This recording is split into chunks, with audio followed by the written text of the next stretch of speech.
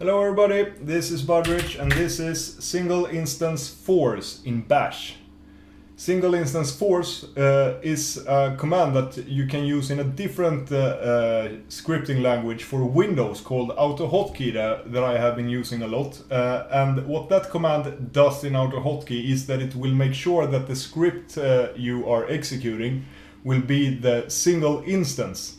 Meaning it will kill any previous instances of that script. And in this video I will show you how you can get the same functionality in bash. Let me show you an example here with the snap script that I have been experimenting a bit with. Let's select the selection screenshot, select this terminal here, we get the preview, I can close the preview. I have now added this new and re-preview actions here. So if I select re-preview, it will just bring up the preview again. I can close it, and now we can do this how many times we want, or we can select new, and then it will give us the option to select a new window. It will automatically select the last chosen main action, so to speak. So if I select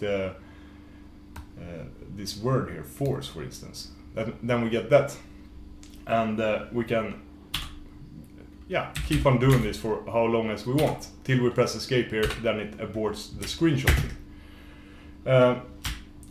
But with this single instance force, then I can do things like this. If we take a full screen screenshot here, and then I can open that full screen, or that preview in full screen, and maybe I zoom in on it a bit, you know, like this.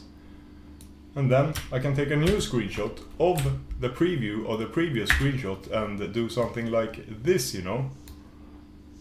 And now we got this. Can close this, select re-preview, we get that guy, and so on. You can create like recursion stuff and without any issues, because without killing any previous instances, this would get really messy. And we will look into why and how and everything. Yeah, let's do it now. So let's first stop this blinking text here and open Sublime. And let's take, this is the script as it looked like when we ended the last video. Let's just copy paste that here. No, this is the wrong. That was Ulf. There. Now if I take a full screen screenshot, close that, select new, we just get error new, because we haven't added the new and re-preview functionality yet. So what about this killing, forcing single instance thing here? I think a good way here is, a good thing to do is to bring up htop and set a filter for snap here. So that should only show us processes related to our snap script. Then we can execute snap here from the command line. Get the menu, we can select full screen, and there we get a preview, and we can see here in htop we got two processes matching this filter. Both the SXIV matches here on snap here, and this is the script itself. To find out what the PID, the currently running script, is, we can just use the built-in bash variable $$, and now we will get this. Or maybe we should this script's PID save. And now snap, now we can see this script's PID 3733, and that also matches this PID here, so it seems to work fine, you know. Take a full screen, so that's good. And now let's do this. I will make this one floating, and then and you can see it's still running here because it's waiting here now for me to close SXIV. And let's see if we can find it in the script, whatever. whatever, it's waiting for me to close SXIV here. That's why this script is still running and we can see the process here. So if I hit Super Shift C to invoke this script with a key binding, that works now. And if I select selection here, for instance, I can select the Sublime window. Now you can see, now we get all kinds of weird, unpredictable behavior here. And if I close one of these, I get like this guy here, and it's like you don't know what's going on when we allow multiple instances here. So let's change this to a notify send instance, so we can see it both from the command line and the key bindings. Now snap full screen, we get this. Can pop it out again and then do a super shift, and this is 4399. That's from the command line. Now I execute it from a key binding selection, select htop window. Should get, no, I think we got notification for both of them.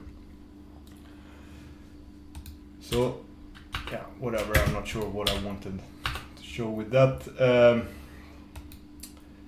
The other thing we need to get the PIDs of other running instances, because that's what we're really after, you know, the PIDs of the other running instances. What we can do is use pgrep to search for processes like this. Pgrep snap. We get nothing here. But if we use, because pgrep by default it only searches for the commands, these like sxiv and bash here. So if I would print bash, we would probably get a whole bunch of PIDs here. But one of these should match this 4753. But we can execute pgrep with the F flag, and that will make it so that we can search this whole command line here. And now snap gives me two PIDs, both the sxiv and the bash instance matches here, because now it uses regular expression to match this whole command line here. So to make sure that we only match the script, the bash instance, that's what we are interested in. We need the full path here to the script, which is the command to the bash process. So pgrep -f home bud tmp bin snap. Now we only get the PID that we need, that we are interested in. And of course the full path to a script, that's easy. There are two ways. One is this script's path is $0, right? So now if I hit Super Shift C, this is 5512. The script path is blah blah blah. Select selection, we can select some window, go back to this guy here, and now pgrep tmp bin snap. Now we get two matches on this. If we do pgrep -f only snap, we should get 4 matches, because then it will match both the sxiv processes and the bash processes. So this is good. So now we only need to add this pgrep here in the script to we can do this. PIDs is equal to pgrep -f, and then it's actually to be really safe here, and I think it's really good to add also the bash command here, because that will also match, because I think it starts searching from here. So bash $0. Now PIDs here should contain a list of all, can do notify send found PIDs. Super Shift C. God damn it, I made a typo. Notify. Let's do notify send instead. There, found PIDs, and it found 3 PIDs here, and one is the same as the script itself. So all we need to do is remove this from this list, and then we will have a list of only other scripts PIDs, so to speak. And that's easy. We just do PIDs is equal to PIDs, and then replace $$ with nothing. And now this PID should only contain other instances of the same script. So now we got two other PIDs here, and this is the script PID of the script itself. Great. And now when we have that, that's all we need. Now we just kill any other PIDs. But here it is kind of important to first make sure that there is other PIDs, because sometimes, yeah, let's close all of them here. No. Close. No. There. Now we don't have any snaps here. And then found PIDs here should just return blank if we do snap. Found PIDs, nothing, because this is the only one running. And this is very important. So we cannot just do kill PIDs when there is with a blank argument. That can have really weird results. But if PIDs isn't empty, then kill PIDs.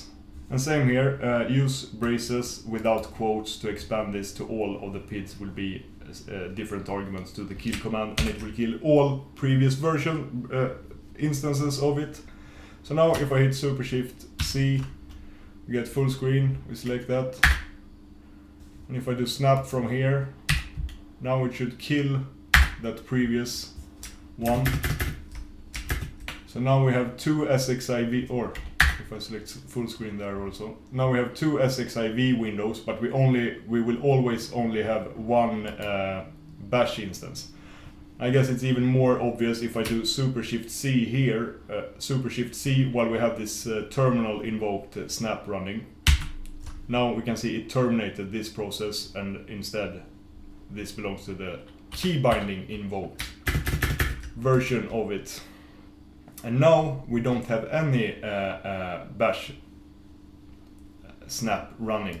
And these SXIV windows, when I close these, we will not get any menus or anything, because they are not, yeah, part of any snap stuff. But whatever, that's something we take in the next video when we enable the new and re-preview functionality. But this is actually a really good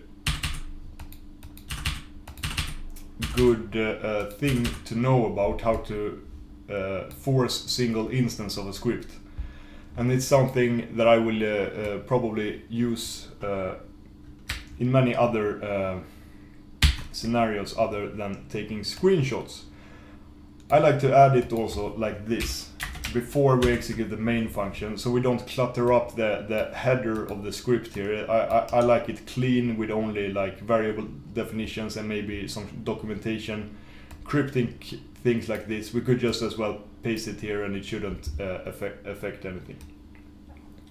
So now you know. See you in the next video. Have a great day, yo. Bye bye, yo.